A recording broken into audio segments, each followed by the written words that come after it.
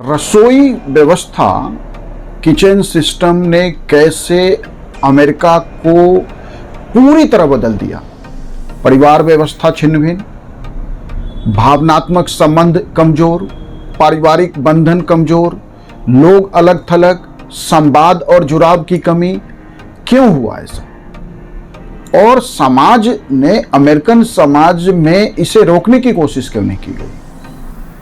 जो रसोई है, जो किचन सिस्टम है, वो 1980s तक अमेरिका में भी लगभग वैसे ही था जैसे आज का आप भारत है। कि 1971 के जो अमेरिका के आंकड़े हैं, फिगर है, उसमें 70% से अधिक परिवार वैसे ही पारंपरिक ट्रेडिशनल फैमिली थे, जिसमें हस्बैंड, वाइफ, पति पत्नी और बच्चे साथ रहते थे। और यह 70% से अधिक से गिर के अब सिर्फ 20% रह गया, जिसका जिम्मेदार रसोई व्यवस्था में हुए बदलाव को माना जाता है।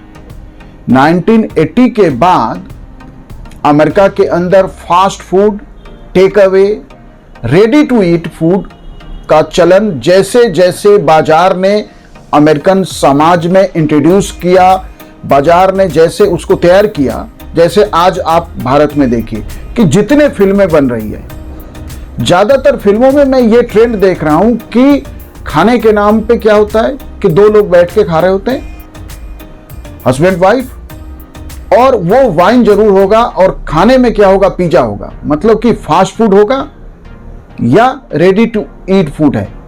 तो धीरे से कैसे बाजार भारत में जो पारंपरिक किचन सिस्टम है उसको खत्म कर रहा है, उस पर हम अलग वीडियो में बात करेंगे। लेकिन अमेरिका में रसोई तंत्र को, रसोई की व्यवस्था को कैसे बाजार ने खत्म किया, क्योंकि बाजार, यदि घर में आप रोटी बनाएंगे तो 1 केजी आटा से बहुत सारी रोटी बन जाएगी, लेकिन उससे बाजार को तो लाभ नहीं होगा। लेकिन अगर एक चपाती आप बाहर से लाएंगे तो वो कहां से आप ले रहे हैं उसके हिसाब से उसका प्राइस होगा। वो 100 रुपीज भी हो सकता है, 200 भी, 500 भी, और नॉर्मली 20 रुपीज होगा। तो 1 केजी आटे से कई हजार रुपया यदि बाजार बनाना चाहता है तो वो तो तभी संभव है ना, जबकि आप अपने किचन में ना बनाए। तो बाजार ने धीरे धीरे धीरे धीरे अमेरिकन समाज को 1980 के बाद वहां के रसोई तंत्र से बाहर लाया, और जो रसोई व्यवस्था जो पारंपरिक था, जैसे हमारे देश में पारंपरिक परिवारों में होता है, उसको धीरे से खत्म किया।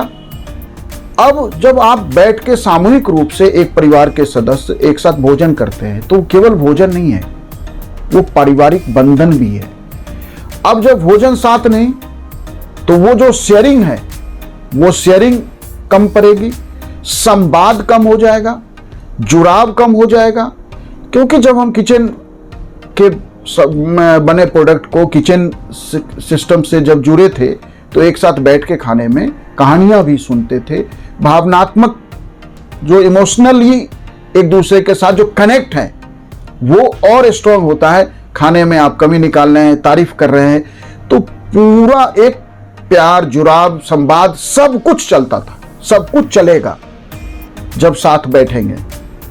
अब जब टेक अवे है, जब रेडी टू ईट फूड है, फास्ट फूड है, मैंने अपने ऑफिस के लिए तैयार हुआ, मैं निकला, रास्ते में मैंने कुछ जो है टेक अवे ले लिया और खाते हुए अपने ऑफिस पहुंच गया। दूसरे लोग अपने अपने टाइम पे चले गए।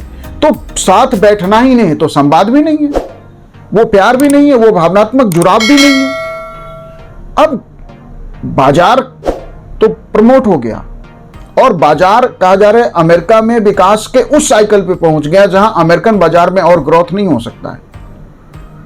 अब उसको दुनिया के और देशों का बाजार चाहिए।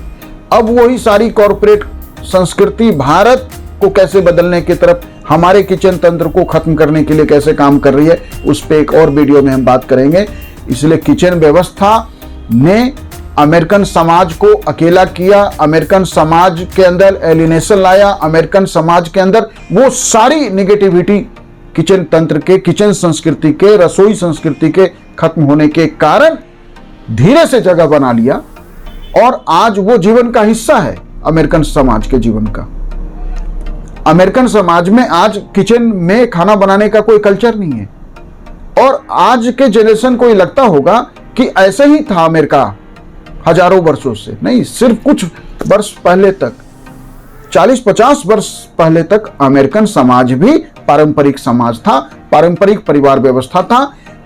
लेकिन पारंपरिक यदि परिवार व्यवस्था को बचा के रखना है तो रसोई व्यवस्था को बचा के रखना पड़ेगा। रसोई ही परिवार व्यवस्था का आधार होता है। इसलिए अमेरिका में उस रसोई व्यवस्था के खत्म होने के जो दुष्परिणाम आए, भावनात्मक रूप से अलग थलग, आज सिर्फ 20% परिवार बचे हैं अमेरिका में जो साथ रह रहे हैं, या जिन्हें आप फैमिली का जो, जिसमें आप माँ पिता बच्चे का जो सिस्टम है वो चल रहा है। उसका जो हेल्थ संबंधी इशू है, जो उसके हेल्थ पे इंपैक्ट आए, मोटापा, मधुमेह, हृदय रोग, वो तो एक अलग ही विषय है। इसलिए अमेरिका के समाज को कॉरपोरेट्स ने, बाजार ने सिर्फ एक माध्यम से बदल दिया, सिर्फ एक तरीके इंट्रोड्यूस करके रसोई व्यवस्था को खत्म किया। अमेरिकन समाज छिन्न भिन्न हो गया, रिश्ते खत्म हो गए, पारिवारिक बंधन खत्म हुए, संवाद गया, जुड़ाव गया, भावनात्मक चीजें गई, प्यार और मोहब्बत भी कम हुआ। अब वहां प्यार और मोहब्बत वो किस्तों में चल रहा है। क्या हम ऐसा अपने देश में चाहते हैं? नहीं चाहते तो रसोई व्यवस्था को बचा के रखना पड़ेगा। रसोई तंत्र ने अमेरिकन समाज को वहां पहुंचा दिया जहां आज सारी नेगेटिविटी सामने आ रही है, और उस नेगेटिविटी के कारण एलिनेशन। इसलिए आप देखिए कि भारत में ये जनरली संभव नहीं है कि लोग कई कई महीनों के लिए छुट्टी मनाने चले जाते हैं, क्योंकि वहां जब कोई भावनात्मक जुड़ाव ही नहीं है, संवाद ही नहीं है, तो उसमें जो अकेलापन है, उसमें अमेरिकन समाज हर कुछ दिनों में उसको छुट्टी चाहिए, हर कुछ दिनों में ब्रेक चाहिए। यदि आप फैमिली सिस्टम का हिस्सा होते तो हर कुछ दिनों में आपको ब्रेक नहीं चाहिए होता। इसलिए रसोई तंत्र को बचा के आधुनिक समाज बनना आवश्यक है तो बनिए, आधुनिक होना है तो होइए, लेकिन विचारों से, मोरालिटी से, थिंकिंग से, रेशनलिटी से, लॉजिक से, रीजनिंग से। लेकिन रसोई तंत्र को बचा के रखना पड़ेगा। अब अमेरिका में थिंकर्स इसकी बात कर रहे हैं, चिंतक इसकी बात कर रहे हैं कि कैसे अमेरिकन समाज के रसोई तंत्र का फिर से रिवाइवल हो। तो एक बार जो चीजें बदल गई, खत्म हो गई, उसका रिवाइवल होगा या नहीं वो एक अलग विषय है। लेकिन रसोई तंत्र ही रिश्तों का आधार है, परिवार का आधार है, भावनात्मक संबंधों का आधार है, संवाद का आधार है, जुड़ाव का आधार है। Thank you.